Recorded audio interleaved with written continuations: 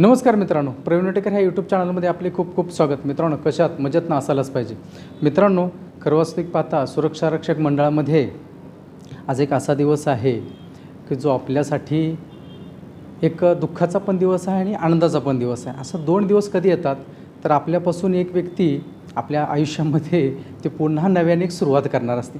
आपल्यापर्यंत शेवट झाला तर नवीन आयुष्यामध्ये सुरुवात करते. असेच आपले सुरक्षारक्षक मंडळाचे अध्यक्ष आणि कामगार उपायुक्त आपले अशोक डोके साहेब, आज त्यांचा सेवानिवृत्तीचा कार्यक्रम आपल्या सुरक्षारक्षक मंडळामध्ये होतो आहे आणि आपण साहेबाला भेटणार आहोत. तर साहेबांची सुरुवात कशी झाली, त्यांच्या लहानपणापासून किंवा त्यांनी कसे इथेपर्यंत आले, काय काय त्यांनी कोणकोणत्या क्षेत्रामध्ये काम केलं, हे संपूर्ण तर थोडक्यात आपण आपल्या चॅनलच्या माध्यमातून आपल्या सर्व प्रेक्षकांपर्यंत ठेवूया.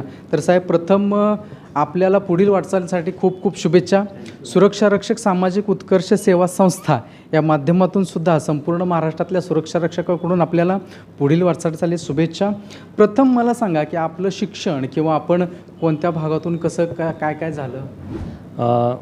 मी तसा ग्रामीण विभागाची माझी पार्श्वभूमी आहे. माझं शिक्षण प्राथमिक शिक्षण आमच्या गावामध्ये झालं, वडगाव काशिंबेक येथे. नंतर माध्यमिकला मी मनसरला गेलो. मनसरला माझं महात्मा गांधी विद्यालय येथे 8वी ते 12वीपर्यंत शिक्षण झालं. तदनंतर अण्णासाहेब आवटे कॉलेज मनसर इथं माझं ग्रॅज्युएशन झालं. त्यावेळेला शिक्षणाची परिस्थितीमध्ये आम्ही दररोज पायी जवळजवळ 6 किलोमीटर जायचं, 6 किलोमीटर जायचं. त्या परिस्थितीमध्ये शिक्षण घेतलं आम्ही. त्यामध्ये BSc सायन्स केलं मी आणि त्यानंतर माझं BSc 1989ला झालं. BScमध्ये माझा फिजिक्स हा सब्जेक्ट होता आणि त्यामधनं केल्यानंतर मग 1 वर्ष आम्ही नोकरीच्या शोधात राहिलो. नंतर एक नोकरी मिळाली फार्मामध्ये, ती 1 वर्ष केली, परंतु तिथं काय मन रमलं नाही. नंतर आम्ही 91पासून MPSCचा अभ्यास केला आणि मग आम्हाला 95ला लेबर ऑफिसर या पोस्टसाठी सिलेक्शन झालं. MPSCचं ऑफिस करताना काही विद्यार्थी आता MPSCसाठी बसावे किंवा त्यांचं कसं त्यांनी काय करावं, त्यावेळेस तुमची कशी होती 90-91मध्ये? त्यावेळेस मार्गदर्शन एवढं काही नव्हतं, परंतु आमचा एक ग्रुप होता. ॲग्रिकल्चरचे काय आमचे बॅचमेट होते आणि आमची सायन्सचे काय बॅचमेट होते. असं सर्वांनी मिळून आम्ही एकत्र अभ्यास केला आणि त्यामध्ये आम्ही जे काही 15-20 लोक होतो त्यातले मॅक्झिमम लोक सिलेक्ट झाले. म्हणजे लेबर डिपार्टमेंटला आम्ही 3 लोक आलो, काही PSI झाले, काही तहसीलदार झाले, काही डेप्युटी कलेक्टर झाले, काही GSTला गेले. म्हणजे त्यावेळची अभ्यास म्हणजे क्लासेस वगैरे एवढे नव्हते, फॅसिलिटी नव्हत्या. आपण स्वतः अभ्यास करायचा, आपण स्वतः नोट्स काढायच्या आणि त्याच्यातून मग त्या BScचा बेसवर मार्गदर्शन म्हणजे आमचं ग्रुप डिस्कशनमध्येच आम्ही एकमेकाला मार्गदर्शन करायचं. त्याच्यानंतर पुढे 95ला आमची एक्झाम झाली. 96ला आमचं सिलेक्शन झालं. एप्रिल 96ला मी लेबर ऑफिसर म्हणून जॉईन झालो. 1 वर्ष लेबर ऑफिसर म्हणून BKS ताडदेवला ऑफिस होतं, तिथे काम केलं. नंतर माथाडी बोर्डवर गेलो, रेल्वे माथाडी बोर्डवर, तिथे सचिव म्हणून 3 वर्ष काम केलं. तदनंतर परत ताडदेवला लेबर ऑफिसला आलो. तिथे मुंबई शहरला मी लेबर ऑफिसर म्हणून काम केलं. त्याच्यानंतर ठाण्यामध्येच 4 वर्ष काम केलं. मग परत मुंबईला 5 वर्ष, मग ॲसिस्टंट कमिशनर म्हणून परत मुंबईमध्ये आणि प्रमोशननी इकडे सिक्युरिटी गार्ड बोर्डमध्ये 30 वर्ष सर्व्हिस झाली. 30 वर्ष 3 महिने. तुम्ही हे नाही सांगितलं की मॅडम तुमच्या जीवनामध्ये कशा आल्या? आमचं काय ॲरेंज मॅरेज आहे. 98ला आमचं लग्न झालं. 1 जून 98ला लग्न झालं आमचं.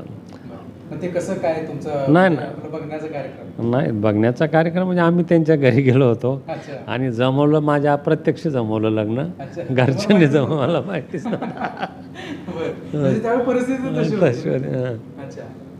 नंतर तुमच्या जीवनामध्ये आल्यानंतर काय फरक झाला? काय आता हाच फरक झाला.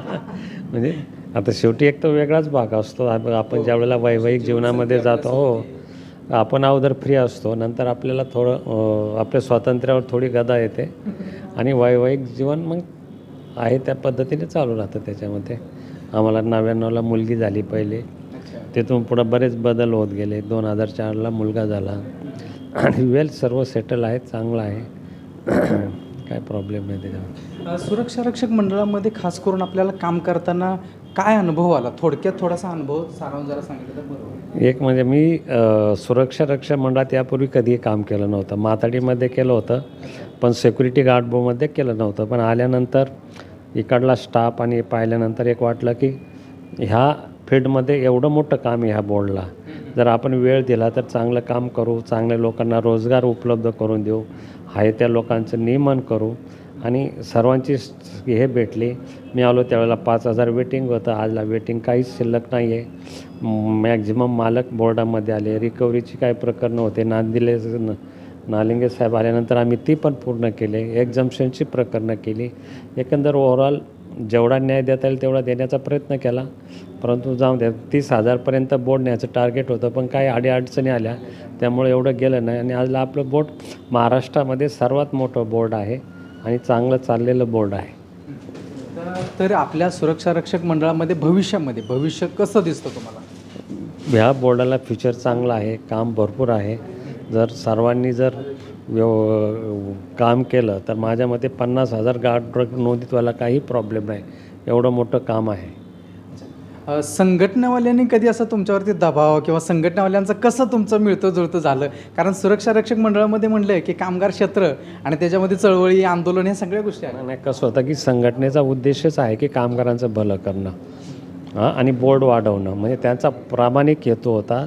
त्या पद्धतीने आम्ही एकंदरीत कोऑर्डिनेशनमध्ये आम्ही काम केलेलं आहे. असंही काय नाही, कायद्याच्या कसोटीमध्ये कायद्याच्या ज्या प्रोव्हिजन आहे, स्कीममधल्या ज्या प्रोव्हिजन आहे त्याला कुठेही बाधा न येता बोर्ड वाढवण्याचा संघटनेने आम्ही आणि मालकांनी प्रयत्न केलेला आहे. त्याच्यामध्ये जाता जाता आमच्या सर्व सुरक्षा रक्षकांना तुम्ही काय संदेश द्याल? सुरक्षा रक्षकांना एक चांगला कायदा आहे. या कायद्यामुळं तुम्हाला चांगलं संरक्षण मिळालेलं आहे आणि हे आणि जे काय बेनिफिट मिळतं आहे ते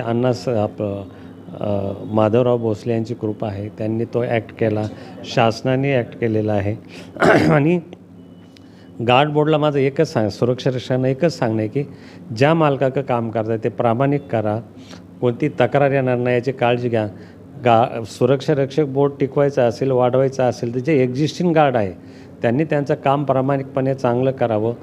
त्यांच्या मोठी जबाबदारी आहे. त्या कोणता मालक असेल त्याच्या प्रॉपर्टीची याची जबाबदारी त्यांच्यावर आहे.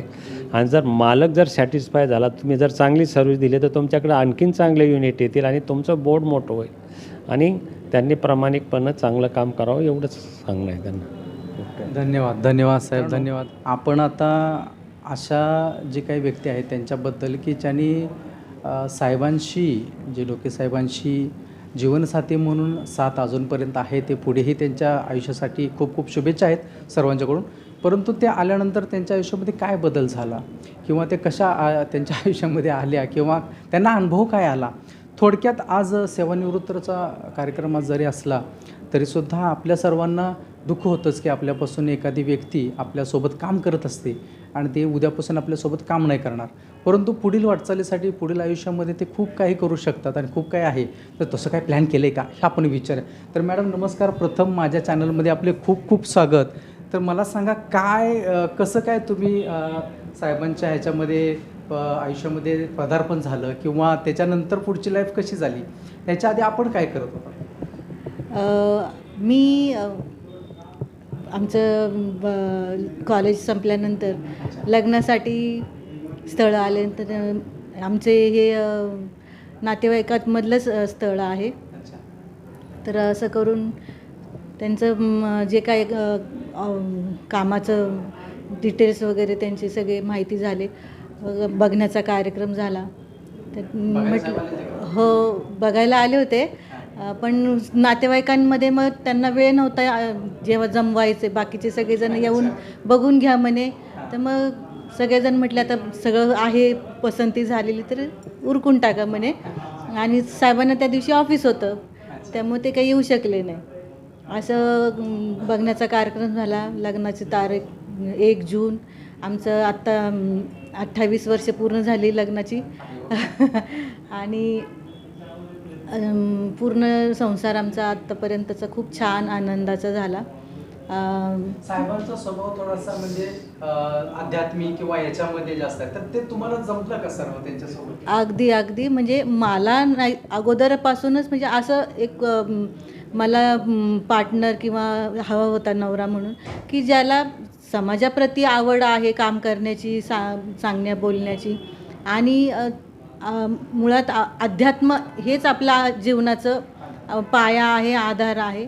तर त्या बेसवर आमचं म्हणजे भागाकडे आमच्या घरामध्ये सगळ्यांचंच घरामध्ये तो विषय आहे अध्यात्माचा. तर छान वाटलं. त्यांच्या घरी पण सेम आहे. मला त्यांच्या घरी काही जुळवून घ्यायला खूप काही कष्ट वेगळे घ्यावे लागले नाहीत. भले मी पुण्यामध्ये सिटीमध्ये होते, त्यांचं बॅकग्राऊंड ग्रामीण भागातलं होतं, पण मुंबईमध्ये सर्व्हिसनिमित्त आम्ही स्थिरावलो, मुलं बाळं संसार, त्यामुळं सगळं व्यवस्थित झालं सगळं. आणि मिस्टरांचा स्वभाव एकदम शांत आणि काही गोष्टींमध्ये 50-50% हां, की पण म्हणजे समजून सांगण्याची भूमिका, की बाबा काय वस्तुस्थिती काय आहे, तर त्या गोष्टी समजून घेतल्या. मग माझं समाधान हे व्हायचं, की जेणेकरून आपल्याला आपल्या नवऱ्या सगळं जे आहे काम तर ते तर महत्त्वाचं आहे. त्या पद्धतीने आपण त्यांना वेळ दिला पाहिजे. त्यांनी तो वापरला, छानपैकी काम केलं. आत्ता आम्ही सकाळी हेड ऑफिसला एक कार्यक्रम सेवानिवृत्तीचा करून आलो. तिथेही खूप छान पद्धतीने आम्हाला शुभेच्छा दिल्या. त्यांच्या प्रति सगळ्या त्यांच्या सहकाऱ्यांचा, अधिकाऱ्यांचा खूप छान पद्धतीने सहकार्य, त्यांचं कामामध्ये कौतुक केलं. आणि त्यांच्या बरोबरीने काम करताना साहेबांनाही खूप छानपैकी सहकार्य मिळालं. त्यामुळे त्यांना भरपूर काही शिकायला करायला मिळालं. आणि सगळ्यांचं जे प्रेम, कौतुक मला खूप भारावून गेलं. ते आनंद झाला, खूप अभिमान पण वाटतो. ते छान वाटलं. आताही ह्या सुरक्षा रक्षक मंडळामध्ये खूप काही कौतुक वगैरे मी नेहमीच येते, बघते. साहेबांविषयी खूप सगळ्यांना आदर आहे, सगळेजण रिस्पेक्ट करतात. आणि हे तुमचं प्रेम, आपुलकी खूप आम्हाला ऊर्जा देतं. आम्हाला खूप काही आमचे संसारासाठी, आमच्या मुलाबाळांसाठी तुमचे आशीर्वाद फार महत्त्वाचे. इथून पुढच्याही आयुष्यामध्ये आमच्याबरोबर असेच प्रेम तुमचं राहू देत, आशीर्वाद राहू देत. छान वाटते. धन्यवाद मॅडम.